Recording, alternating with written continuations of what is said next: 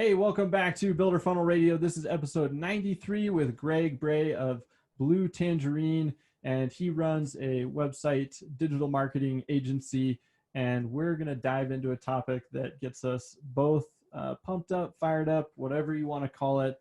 And that is SEO agencies that basically make it sound like voodoo, black magic, and there's a lot of scammers within the industry. So we're going to add some transparency, some tips and tricks for looking at an SEO agency, hiring one, evaluating your current one, kind of all of the above. So Greg brings a depth of knowledge to this topic. He's a practitioner. He's been doing it for a long time. He's been helping a lot of clients do it for a long time. So I think you'll really enjoy this. I think it'll be super actionable and helpful for you. Sit back and relax. Enjoy episode 93 with Greg Bray. Hey, Greg. Glad to have you on the show today. Hey, thanks, Spencer. It's great to be with you. Yeah, I'm excited for the conversation because it actually was prompted from an email that I sent out, and you're on our email list, and you responded, and I feel like we share a lot of similar feelings on this topic. So I'm excited to see where it takes us. But before we get too deep in the weeds, how did you get involved with, the building industry and just serving this space? It's an interesting question because I come from the technology background. So my undergraduate was computer science, and I ended up in a web development job right out of school. Now, granted, I know I don't sound that old, but this is 95. So we were doing browsers called Netscape and Mosaic and some of these things. Going home. What are those? Yeah, going home and using 28A modems to connect back to the office and things like that. So it's changed a lot. But as I got into it, I ended up at a development company that was owned by a former builder, and so he had sold off his home building, was trying to get into the tech world. This is kind of early .com before the bubble pop, and so this little internet startup. And so because of that, he started kind of introducing his contacts to us. And it became clear even then that the internet was going to be an important part of real estate marketing. As people were learning still just what they could do online and how to search and find things. And so yeah, we started working for some builders, and then as you kind of get to know an industry and realize some of the commonalities and opportunities there, I personally had to learn the marketing piece, because that wasn't, now I did go back to school, get an MBA, so I got some formal marketing training as part of that, but really learning that over time is kind of how I've evolved from being the guy who knows how to, kind of put the technology together to actually, from a selling and implementation from a marketing perspective as well. Yeah, very cool. Yeah, and I don't feel like you see that too often where people start in tech and back their way. And I feel like a lot of stories start, with, some family connection, or they, worked some job sites. And so it's cool to hear about somebody that came in from another angle. Because what I found too is just a lot of times when you take things you learn from another industry and you apply them to any other industry, you find a lot of creativity and ideas that you can apply crossing over, because that industry isn't exposed to all those other ideas and things. So I think that's super cool. But back to this, I guess, topic that we wanted to dive into today, which is really that of SEO, but more around SEO agencies, and both of us being in the marketing world and the marketing space for quite some time, you get used to getting these emails that you get through your contact us form on your website that say, "Hello, sir. We noticed you're not ranking on Google, and we'd love to help you. We have the best SEO services for $200 a month," or whatever. You get these garbage emails, and so what we want to talk about is actually what are you looking for in an SEO company? Because there's so many of them out there charging $100, $300, $600, $1,000 every month, and they're doing keyword stuff or these random things. that their clients don't know about, but they just were sold kind of a bag of goods and they said, okay, I got to do SEO. So let's kind of start at the top, like, how should we approach this? What should you be looking for at a high level when you're going to hire somebody to do your SEO? Well, I'm gonna start with the most obvious one. If they're contacting you from a gmail.com email address, they may not be a real agency, right? I feel like one of those Jeff Foxworthy redneck things. They may not be a real agency, right? Yeah, but, yeah. If but it starts with hi, sir / madam. Yes, that's right. Exactly. So I mean, there is some of that.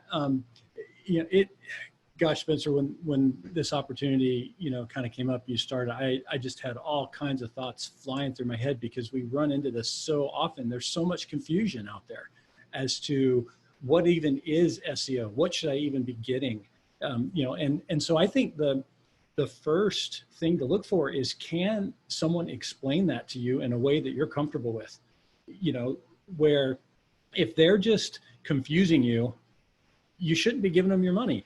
They need to be able to explain what they're going to do, why it matters. Now, granted, you can go so technical into some of this that the eyes glaze over and everybody's like, stop it, you're hurting me, kind of a thing.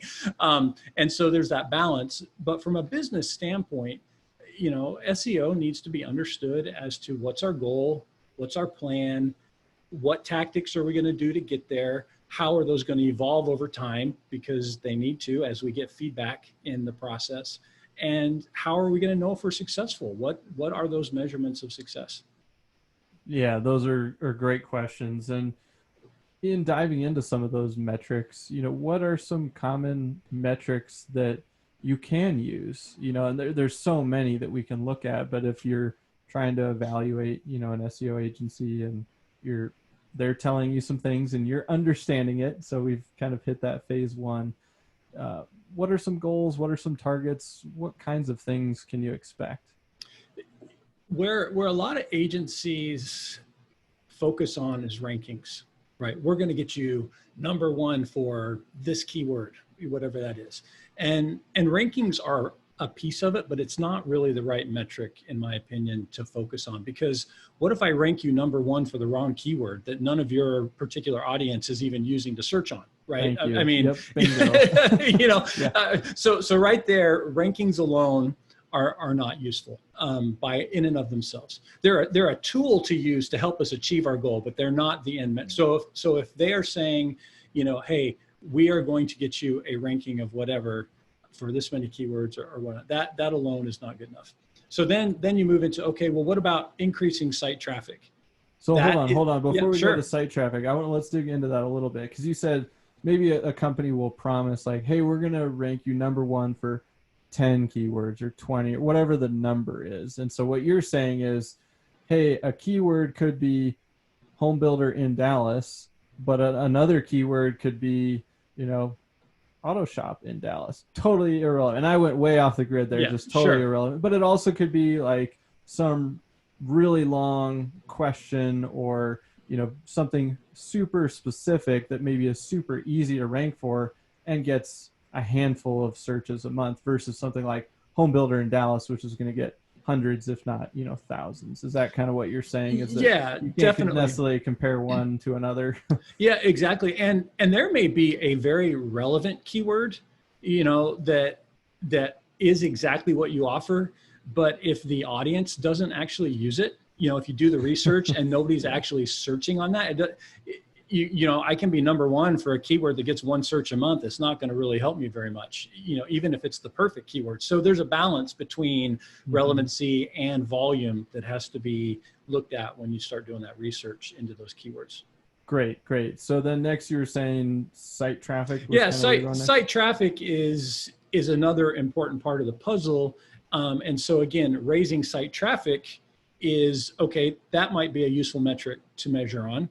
But again, if it's the wrong traffic, I mean, I can go buy traffic. I mean, traffic is, but if it's not my target audience, if it's not the people that are going to buy my product, if it's not, even if they're looking for a new home, if they're looking for a starter home and I'm selling, luxury custom homes or whatever, it's the wrong audience. It's not going to translate into what we really want, what we really want, the metric we really want, are leads, qualified leads that turn into sales. And so now, granted, as an agency that is generating leads, I can't always control the sale piece, right? That's a part beyond where Totally. you can expect that. But we need to be understanding the sales piece to make sure that we're really giving you the right kinds of traffic and leads as part of that. So that was kind of a roundabout way to get there. Did I get there? I think I did. I think we got there. Basically, what you said is it's not just one metric necessarily. There's multiple things to look at. When you're deciding what are my goals, there is keywords, there's site traffic, but then there's the relevancy, the quality, and the quantity of those components as well. Exactly. A lot of different dials to turn into all of this, for sure. Yeah, which is part of the reason I think a lot of these companies have been able to just kind of try to confuse a lot of people and say, hey, it's, this is what you're paying for. And somebody went to a conference and they go, oh, I need SEO. So great, these guys can do it. I'll pull the trigger and they'll do some keyword stuff for me. So what kinds of questions can you ask these agencies, whether they proactively reach out to you or you're actively looking for them, when you're actually talking to them before you've signed? What are some good questions? I think some of the questions, again, can they explain what they do? Do they claim to be an expert in everything? That becomes a little bit of a red flag for me. Do they understand your industry? Now, granted, I can take my SEO skills and go work for anybody if I'm willing to do the research and the effort. But are you really the one that wants to pay them for that research and that kind of that understanding? Or can they bring to you some industry knowledge and say, hey, by the way, we know that, new homes in zip code is or is not a good kind of keyword to use for your particular situation, without having to figure that out for 6 months testing, because they've already kind of learned some of those things. Talking to references, of course. Again, it's about trust. At the end of the day, SEO as a technical enterprise or endeavor, I should say, is a little bit fuzzy to those who aren't in it every day. Frankly, it's a little bit fuzzy because Google doesn't tell us everything we want to know. So it's a little bit fuzzy to those of us who are in it every day. And so there has to be a trust factor there.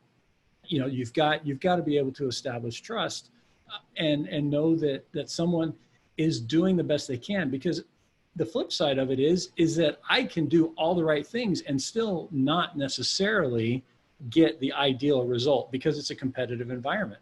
There are other people competing for those same keywords, and I can be a great implementer at all the things and doing all the right things and still maybe not come out on top the way that we want to. And so does that mean I ripped you off? Does that mean that I, was a bad job? Not necessarily from that standpoint either. Yeah, I'm glad you brought that up, because I was just talking to somebody on my team about this concept as it relates to SEO. And, I think that's one of the things that makes it frustrating from the client side receiving, the service of SEO, but it's also frustrating for the person delivering it. Is there's so many factors. Google doesn't tell them all to us. A lot of them have been learned, but there's still so many unknowns. And then the big piece is it's competitive in nature, in that it's not like you're saying, hey, I need to get my website to this certain level, and that's the level for everybody. It's, hey, I'm sitting here in Dallas, I'm in Seattle, I'm in Denver. Who is my competition for this keyword or these set of keywords or these topics? And now you're really in competition against them. And so to your point, like if you have some really tough competition, it might be a battle. It might be a multi-year battle to displace them for certain keywords. Whereas if you go into maybe a smaller city or town where there's not a lot of competition, you could do the same activity in both markets and you might jump right to the top within 6 or 9 months. Is that kind of what you're describing? Yeah, definitely where you are and how competitive that market is, and who your competitors are, what they're spending and investing in their websites and efforts, all comes into the play of all of it. But then the other piece too is the way that over the last few years, search results have become more personalized. And so I can search on a keyword phrase where I am, and you search on that same phrase where you are. And because Google knows something about where I am, maybe I'm logged into an account with them, maybe there's, other factors coming into it, I will see different results than you do because of that local kind of experience that comes into play, or Google trying to guess at what I'm really after. And so even with all the same things, different searches are going to be different results for different people. Great point. Yeah, which just if it wasn't complicated enough, let's just add the personalization piece on there. Yeah, and there's this fun thing called unknown keywords that Google did a while back, and basically, for those of you listening that maybe don't know what that is, as marketers, we used to be able to see what people searched to find our websites. So if they typed in something like home builder in Dallas, and then they land on your site, you could see, oh, I got one visit for that search. So you could kind of see how you were doing. Well, Google said, hey, if you're signed into a Gmail account or a Google account, we're just going to hide that data from you. And they're like, it'll probably be about 3 to 5% of your, total traffic. So it won't impact. Well, it turns out that was about like 98% of people are signed into a Google account. So we have even less data to work with. But let's talk about maybe some red flags to look out for. I think we've already kind of hit on a couple. You said, hey, if they have a Gmail account and they're emailing you, that's maybe a red flag. But if you're talking to somebody, you're in a conversation, what are some things that maybe raise the alarm bell and go, I don't know if this is something good? I think some of the things that I kind of react to are one-time projects, as opposed to an ongoing optimization process. Now, that's not to say that there aren't times where a one-time project makes sense. I do believe that there are times, but in general, SEO is a recurring, ongoing process because, again, it's a competitive environment, and it's an environment where Google changes things and where other things are happening that you have to react to and have to be able to adjust. And you don't always know the impact of what you're doing. So you have to be able to see that impact and have time to do that. So anybody who says they're going to get it done in a month and going to fix it forever, that's a red flag for me. It really, again, you could certainly improve something. And if that's all you got the budget for, that still may be worth doing. But that's one that jumps out at me as a red flag. Yeah, that's a really good one. Yeah, any more that come to mind? Just the the super $25 a month kind of thing. Again, if that's really, SEO is kind of labor intensive, and good people cost money to do that. So it doesn't mean you have to spend $10,000 a month, though. I mean, you can do certainly some things, with certain budgets, you can find something of value, but to really do something right is going to take a few hours a month of somebody's time. And this is a trained person with some learning and is not, a $5 an hour kind of person to really do this right. Absolutely. Yeah. So let's dive into that a little bit in terms of activities, because I think a lot of times when these, and I haven't seen a lot of the proposals that maybe some of these shady agencies are giving out. I've seen a couple over the years when I get them on the phone and they're just like, yeah, I'm spending $400 a month. And what are they doing for you? They're like, I don't know.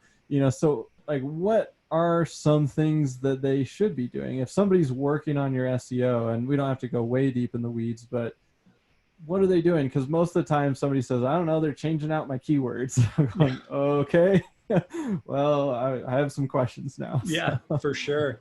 And I think, Spencer, from some of the things I've seen you put out, I think we probably agree on this. I kind of see 3 buckets of SEO tasks that somebody can work on. The first one is kind of technical improvements within the way the site is structured.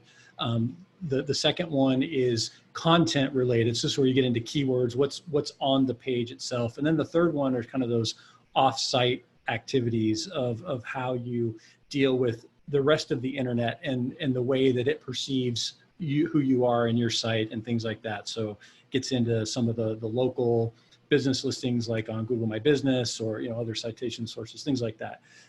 So when I look at those 3 kind of buckets, I often see people only focused on one of those, in their service offerings. And it may be because that's all they know how to do, or that's all they have access to do. It may be because they don't understand the full picture. But to really be comprehensive, you really need to have something happening in all three of those areas. So again, technical, getting into how the site's put together and fixing some of those issues. And again, not to get into what all those details are, but the content and the keywords is the one I think people understand the best, from a non-technical person. So there's a lot of discussion about that. But by itself, it doesn't do everything you can do. Again, improving any of it makes an improvement. So it's not that it's wrong, but you're missing opportunities if you don't kind of touch all of those areas. Yeah, great point. And putting them in those buckets makes a lot of sense. And you're right. A lot of times people think about the content, or maybe they start thinking about the technical because they've heard about, oh, I got to optimize my images or some things like that. But there are definitely, a slew of activities under each of those buckets, which we won't dive into today, but that probably prompts some questions that you can start asking. Hey, what are you doing from a technical standpoint with my website? Hey, what are you doing from a content standpoint? What are you doing from an off-site, standpoint? Those are great questions to ask. I think another thing that comes up is around guarantees. Yes. So you see this a lot with these companies, and they'll say, oh, well, we can guarantee you #1 rankings. Is there anything with SEO that you can guarantee?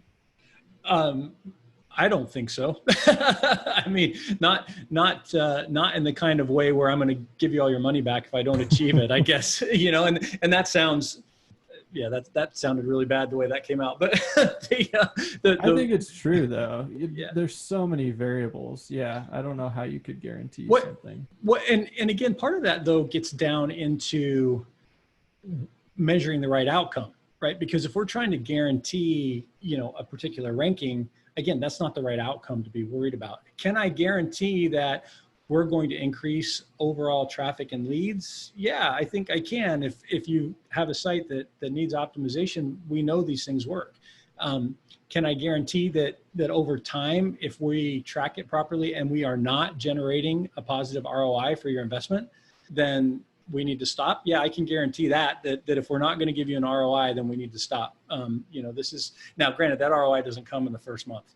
It takes time to harvest that. You got to plant seeds and let them grow and harvest later. But that I can guarantee for sure. But if you're getting into this, we guarantee doubling your traffic, we guarantee certain rankings, I absolutely big red flag for me. Yeah, because usually if there is that sort of guarantee, either one, it's a straight up lie, or just an unknown, like how could you, or secondarily, there's something what we would call black hat or shady going on, which if Google catches on, then that's going to be more detrimental to you than having a guaranteed #1 ranking, because that could disappear overnight if they find that out. So completely agree. I like the way you answered that, because I think you see that a lot. I think that's a sales tactic among a lot of the SEO companies. Just we'll throw out this guarantee and we'll get some money in the door, and hopefully we hit the guarantee. And if not, then oh well, we'll try to just dodge this person in the future. I definitely have heard horror stories from some of our clients about their prior experiences where hey, I don't know what they were doing for me. They stopped talking to me. They just take the money. And again, are they just trying to take the money as long as they can until somebody catches on and then move on to the next one because they've got a good sales team, but not a real good execution process that goes with that? Yeah, I think you're right. I think that is how a lot of these companies get built, is they're really good sales organizations. So what about some SEO misconceptions? You talk to a lot of people in the industry.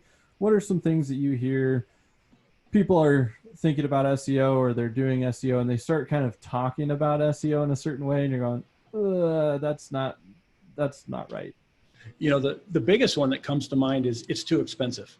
And I think that when you look at SEO from the lens of this is something I have to do to be competitive, and I don't like it, and it's just an expense on my marketing budget, that you're missing kind of the big picture, right?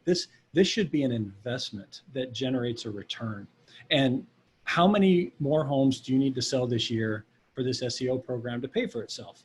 And is that number realistic? Is that one more home? Then yeah, that's probably pretty realistic. If you got to sell 10 a week, maybe it's not, to pay for it. So I think the idea that it's too expensive, it shouldn't be expensive at all. It should be paying for itself multiple times over. Now, again, it's going to take a few months to get there. It's not going to do that in the first month. But that's one of those big misconceptions. I can't afford this, is really one that comes out at me. Another one that comes is just the idea that it's just about a small number of keywords. Or they get too focused on the magic keyword that they think they need to rank for. New homes in, your city name is obviously a very relevant keyword, but it's not the only one that's going to drive you traffic. And it may be too competitive that it's not worth the time to go after. And yes. we need to spend our time pursuing more achievable keyword phrases and focusing there. So yeah, this idea, I lots of times get, these, well, the big boss says it's not working because we're still not number one on this one keyword that they care about. And, that's just, again, a misunderstanding of how this all really works and comes together. Yeah, those are some great ones. And you hear that all the time, hey, we need to get number one for this keyword or these 3 keywords, or, the list is often short. And you're going, do you know how many dozens, if not hundreds of keywords and phrases and questions and topics there are? And when you look at the competitive nature of usually that 1, 2, or 3 keywords that they want to rank for, you're going, those are probably a long-term, we're going to have to duke it out for these keywords. Let's pick off some low-hanging fruit while we work towards those, so I think that's a really good point.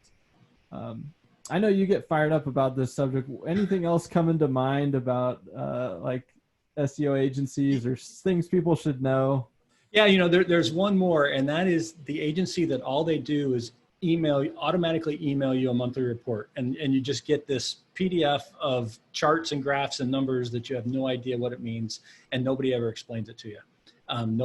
There's this, all right, what does this mean? Is up good or up bad? At least tell me that on this chart, and are we going in the right direction? Are things working? I mean, we always try really hard to have a therefore what conversation about our reports.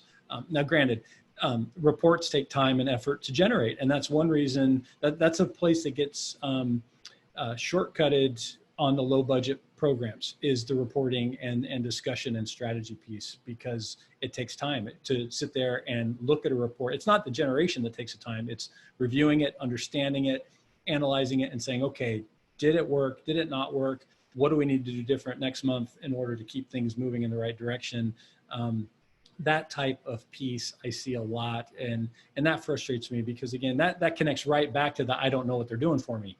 If they're having a conversation, it doesn't have to be monthly, it could be quarterly, it'd be just fine. Just being able to understand what they're doing, because they're showing you, hey, here's what we did, here's the impact it's having, and here's what we want to do now because of what we're seeing going on. Man, that was a great one to end on, because it just triggered. I've just been talking to this guy in the last couple of weeks, and very similar scenario.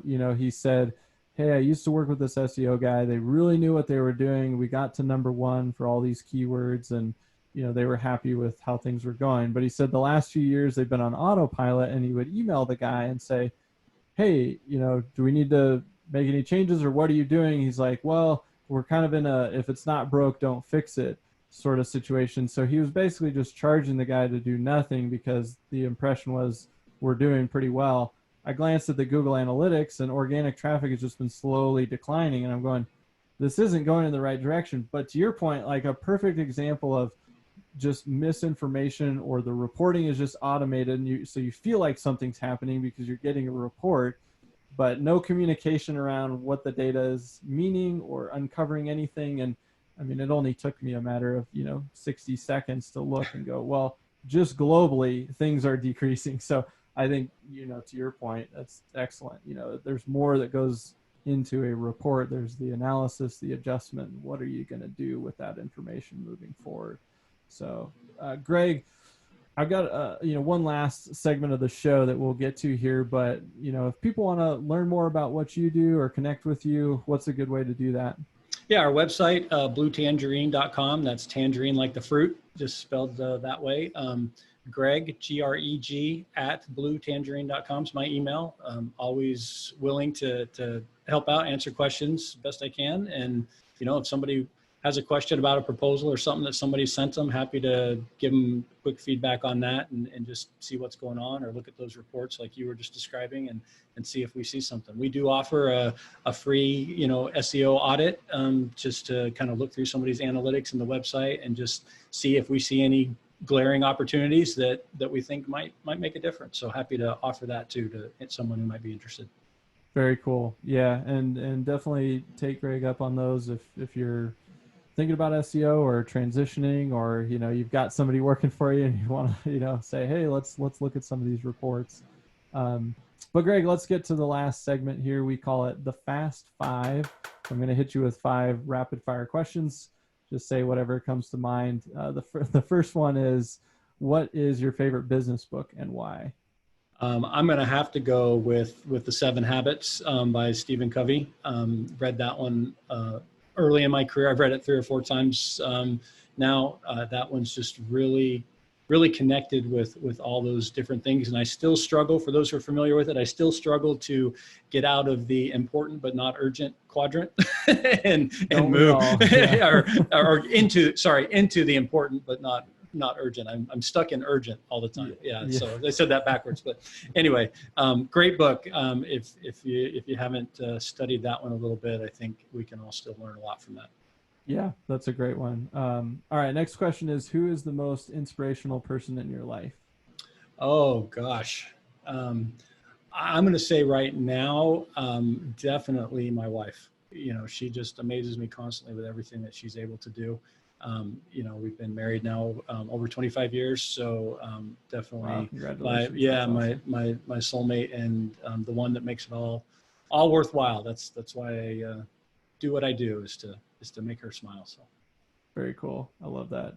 All right, next question is, if you could have one superpower, what would that be? I need more time in the day, so I don't know. Is that a superpower to kind of stop and get my stuff done? Yeah. So yeah, I'm going to go for that one. There's always more to do, and it's always good stuff, and so I could always use a few more hours. So if I can control time somehow that way, that'd be nice. I like that one. Yeah, manipulate time. That's a good one. All right, describe yourself in 3 words. Oh gosh, 3 words. I'm going to say I'm analytical. I am reliable. And man, I hate talking about myself. So yeah, modest. I don't know. We'll just go with that. So now, can I resubmit those later if I think of better words? We'll update the show notes. Yeah, no worries. Cool. No, those are good ones. All right. Final question is, if you could leave our listeners with one piece of advice, what would that be? I think where I see people, and again, just kind of connecting back to today's topic, is now we've scared them all into not wanting to go with any SEO agency because we told them all the bad things that can happen, right? It's still better to try it and look out for some of the things that we've looked out for, but SEO is a critical part of today's marketing strategy. And you can't, if you're not doing it because you're worried about going with the wrong agency, you need to at least try it with somebody. And move forward, because it is an absolutely critical part of today's digital environment, even more so as people are stuck at home and searching more and more and using the internet even more than they did just a few months ago to find things. So that's it. Don't let the analysis and the fear of making a mistake stop you from moving forward, is really that, I guess, to sum it up. Yeah, that's great advice. Yeah, it's not going away. That's for sure. Well, Greg, thanks so much for taking the time to talk about this stuff. I know you get fired up about it, so I appreciate the time. Well, thanks so much for the opportunity. We'll have to do it again soon. Yeah, sounds good. Thanks, Greg.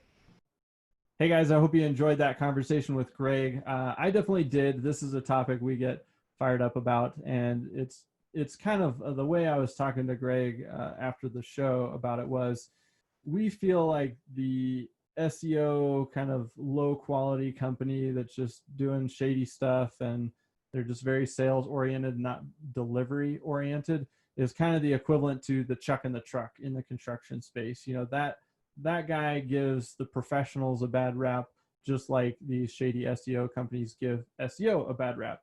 SEO is not going away, and it's a super powerful strategy. It's one that we've seen has impacted our own business, our clients' business in an extremely positive way from a lead flow perspective. If you've been investing in SEO and it's working and you've been doing this for some time, you probably went through this challenge that we've all been facing the last few months and didn't see a huge dip. Whereas if your strategy was heavily reliant on things, outbound strategies or event-based strategies, like all those things went to zero. And so everything is moving online, and it's a huge opportunity to start building that investment and that asset in your website. So let's pull out some takeaways from today. I think the first one being, hey, if you're working with an existing agency, use some of the questions and some of the pointers that Greg walked you through to go back to that company and start asking the tougher questions. Ask what they're doing on a monthly basis. Ask what the reports mean. Have them walk you through those things in detail. So I think that's a great takeaway. If you're looking to hire a new agency, again, ask about the process. Ask what activities they do. How do they make adjustments? What have they done for some other similar companies? Do they know your industry? Do they know what services you offer? And can they basically outline a general approach and then get more specific as they learn more about you? So use the questions, again, that we talked about today to kind of do that research and find somebody that you trust, you believe in them, you think it's going to be a good partnership, and you're not looking for, you know, a 3-month win all of a sudden. It is going to be a long-term process for many of the reasons we discussed. There's a lot of variables, there's a lot of unknowns, and you're competing. And that's always going to be that variable where, you know, if your competition starts stepping up their game, you're going to have to do the same. So those were 2 big takeaways that came out of today's episode. Again, I'd encourage you to go back and re-listen to some of those sections if you're interviewing your current agency or looking for a new agency. Jot down those questions. We'll try to pull a bunch out into the show notes for you as well. And with that, we will leave you for next episode. I appreciate you guys listening. Please leave us a review. It really helps spread the word, help more people out. We're trying to get this information out there. We're trying to just add a lot of clarity and transparency to the industry. So thanks again for listening, and we'll see you next time on Builder Funnel Radio.